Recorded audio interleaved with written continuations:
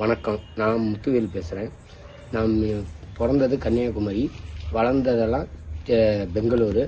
அங்கேயே நல்ல வேலை செஞ்சேன். கொஞ்ச நாளில் கல்யாணம் பண்ணி கொஞ்சம் குழந்தை குட்டி வந்த உடனே எனக்கு கடன் தொல்லை, குடும்ப பிரச்சனை எல்லாம் இருந்தது.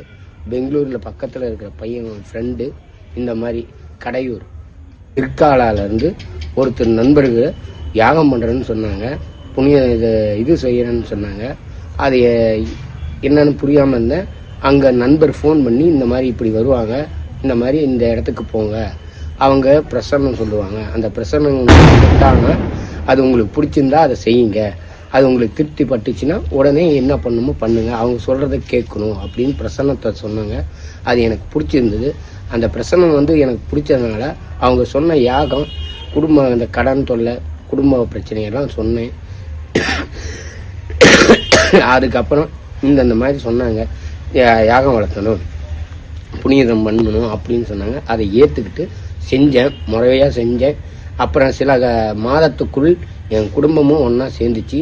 அடுத்தது தொழிலும் கொஞ்சம் முன்னேற்றம் வந்துட்டு, கடனும் கொஞ்சம் கொஞ்சமாக கட்டினேன். அடுத்த முறையாக மறுபடியும் திருக்காலாவுக்கு போனேன். அவங்க இந்த மாதிரி புண்ணியஸ்தானம்லாம் சுற்றி வரணும் அப்படின்னு அவங்களே இது ஏற்பாடு பண்ணி எனக்கு குறைந்த செலவில் என்னை எல்லா கோயிலுக்கும் கூட்டிகிட்டு போகிறதுக்கு கைடு மாதிரி ஒருத்தர் அனுப்பிச்சி விட்டாங்க. சிறப்பாக இருந்தது, பார்த்தேன். வணக்கம், நன்றி.